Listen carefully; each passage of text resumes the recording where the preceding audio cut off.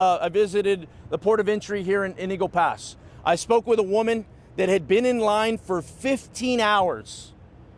And why was she in line for 15 hours? Because today is her daughter's birthday, and she's traveling to San Antonio to visit her daughter.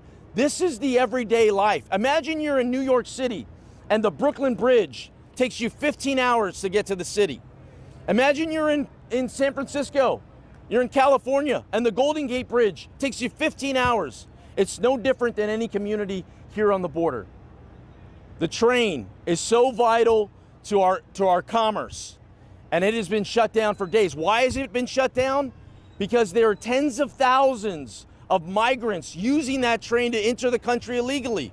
And historically, this isn't the first time we've shut the train down. But when we shut the train down, there was an immediate effect. The train has been shut down for 3 days now, and the impact is only getting worse. So what does that mean? That means the tools that have been used in previous are no longer working. We're beyond a breaking point. We're already there. And this train doesn't just stop in Eagle Pass. This train doesn't just impact Texas. This train impacts all of America. Goods that are going to all over America. Essentially, if you're doing it the right way, if you're here, you're trying to visit family and you're trying to get goods and services, you're being punished. While those that are coming over illegally have just constant interest in it. I want to share something. I'm sending a letter today to it's called the Four Corners. Essentially to Senator Schumer, Senator McConnell, Speaker Johnson, and Minority Leader Jeffries. There's a bunch of things in this letter. This is the desperate state I'm in. There's a bunch of things in this letter that I'm sending to them, but this is one thing I want to highlight in particular. The severity of this security gap cannot be understated. Beyond increases in drug smuggling at the border, years of counterterrorism efforts are being undone. Law enforcement is beyond their limits to continue holding the line, and the possibility of a terrorist act committed in relation to this border crisis is higher than ever. In my district, local communities have no further resources to continue sustaining this migrant crisis. I am sounding the alarm as loud as I possibly can. And this threat is not only external. People are upset. All over this country, people are upset for what's happening here. And I think back to Oklahoma City bombing. That was an internal threat. So this crisis that has been caused, I don't care how we got here. I don't care whose fault it is. I don't care about the politics. I want this to end, and I want our country to be safe from internal threats as well as external threats. And I'm willing to work with anyone. I'm willing to talk to anyone that wants to sit down and do that. And the time for talk is over. But we have to sit down and we have to work through this negotiating deal and get something that's meaningful done over the finish line. And anybody that's going to push back against that, I will fight them with everything I have, because this has to come to an end. We need to have open trade and commerce again. Our people, the city manager was just telling me there are people living here that are calling him going, hey, my mother wants to come visit for Christmas. Can she do that? What lane does she get in? How long is she going to be? Is she going to be stuck there? I visited about 10 days ago. I visited with some of the first responders that have been pulling these babies out of the water. They're exhausted. We're all exhausted. This crisis has spiraled way out of control, and we are at the point of no return. That is where we're at, the point of no return. So while the time to act is now, I'll take some questions. What do your colleagues on the Hill not get about the border? I have hosted over 100 members of Congress, mostly Republicans, but I've hosted some Democrats. I visited not only in my district, but I visited Arizona as well. For many people, the border is very foreign to them. They will come in, they'll get a taste of it for a day, and then they'll leave. But the border no longer stops at the border. It impacts all of America, all of America. And so the hard part is, here's the hard truth. is there a lot of politics involved in when you start talking about immigration and border security. A lot of politics. Politics that people don't want to let go of. On one end, you've got people going, this is politically lucrative to us, and this is going to help us win the 2024 election. On the other end, you've got people celebrating this open border policies because they believe in those open border policies. And in the middle is America, that is impacted by this fentanyl crisis, that is impacted by this migrant crisis, and it just impacts all of us. So I'm urging us, now the time to act is now. The time to act is now. When we were here last, we were watching Mexican immigration vans drop off migrants. I know that Mexico has an issue with their immigration agency at the moment, whether it's budget, federal authorities paying attention to other problems that Andres Manuel López Obrador is dealing with. How can you deal with this without their cooperation? Because we know there's just tens of thousands of them in Mexico. My sources tell me that right now is the time for them to travel because they're basically facing no, like the agents aren't stopping them. So essentially my question is, Are you working with Mexican authorities? It seems like it's impossible for you to do anything if you don't have Mexican immigration cooperating south of the border. So what's happening between Mexico and the U.S. right now? Mexico is our neighbor. Mexico will always be our neighbor. And the stronger the relationship between U.S. and Mexico, the better for both countries. But if you think American politics is ugly, you should look into Mexican politics, right? And so you've got local issues, you've got states on the other side, you've got the central government. They have their own issues to worry about. And that is intertwining with a lot of this. But you're absolutely right. This is a partnership. And when I've sat down with Mexican officials, when I've had conversations, it's been very clear. Tony, if things were so bad, the administration would be urging us to do more.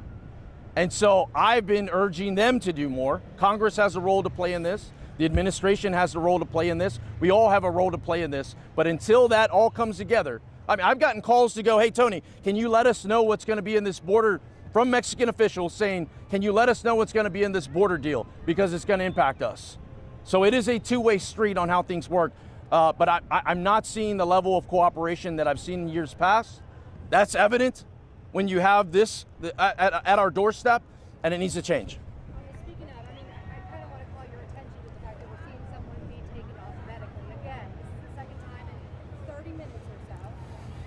You know, it seems like this area is a no man's land. It continues to grow overnight. Temperatures get in the 40s. Who is in charge of this area and making sure that while they're here, they are safe? I've met with Border Patrol today, both headquarters as well as the officer in charge of this location. And let me share with you, that's a great question. Let me share with you a little bit of the systematic process that happens. Somebody comes over illegally over the water, okay? They come over, they get a wristband, and they get put in line, essentially the back of the line. It's an orderly process, essentially, and they get put in the back of the line. They get a waiting number, if you will. While they're in line, they get served tacos. They get served bean and cheese tacos, so they have something to eat while they're there.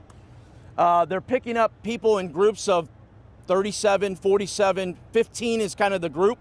15 at a time. You've got single adult males on one side, families on others, and you're getting in groups of 15. And buses. Yesterday they had a historic number of buses, I think over 40 or 50 buses, come and pick people up and bus them out.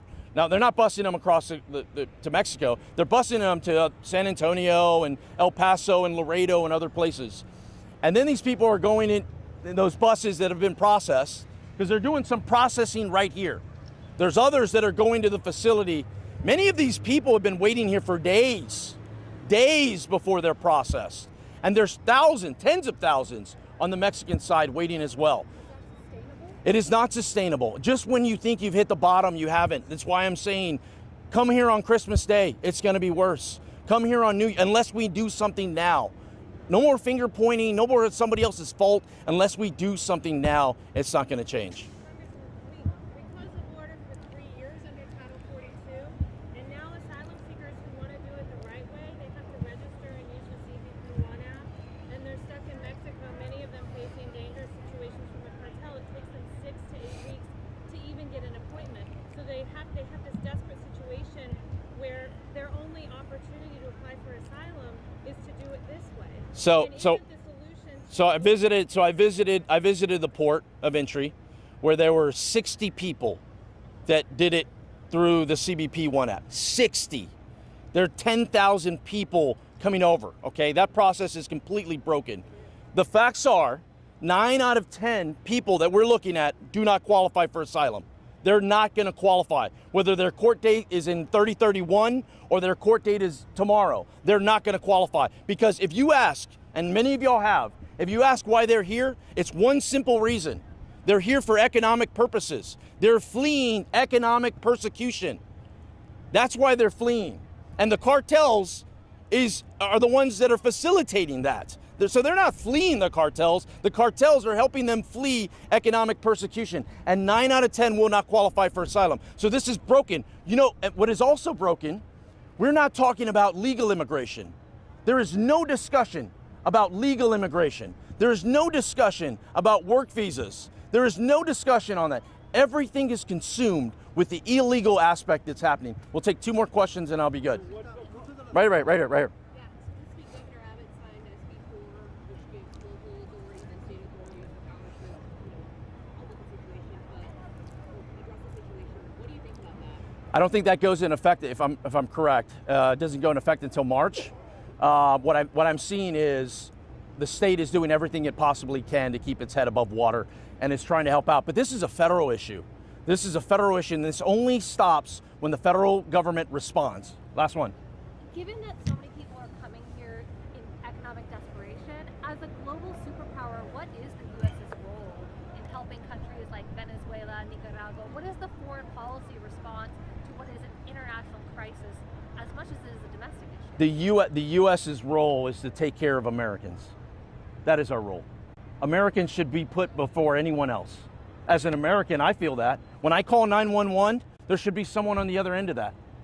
Right? When I pay my local taxes and I'm asking my city to take care of our streets, when I want to visit legally ports of entry, when I want my goods and services to be on the train coming over here, what about us?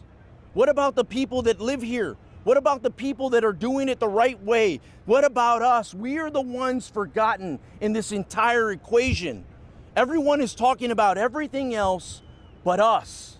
It's time for us. It's time for all politicians to put the politics aside and protect our country, make sure our people, Americans, are safe, Americans are prosperous, and Americans have everything that they need. I want to thank the city manager. I want to thank the city manager for being here and working so closely with us. We'll keep working together. I want to thank Union Pacific, Raquel, the rep here. The trade and commerce is so critical, not only to this community, but many communities all across the border and the United States. It's Christmas. Where do you think those gifts are going to be coming from? They're going to be on trains. They're going to be on these different things. And I want to thank the emergency manager for everything they do to keep us safe. Thank you, everybody, for covering it. Y'all have a wonderful day.